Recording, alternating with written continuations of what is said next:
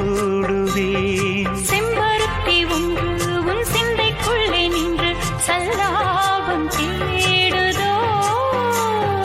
சங்கமங்கள் கண்டு உன் அங்கங்களில் இன்று செந்தேனும் ஓடுதோ. இன்பங்கள் என்னென்று சொல்ல வார்த்தை இல்லையே. இன்றைக்கும் என்றைக்கும் இனி பிரிவில்லையே. சொல்லவா சொல்லவா ஒரு காதல் கதை. சொந்தம் நீ அல்லவா உயிர் வாழும் வரை.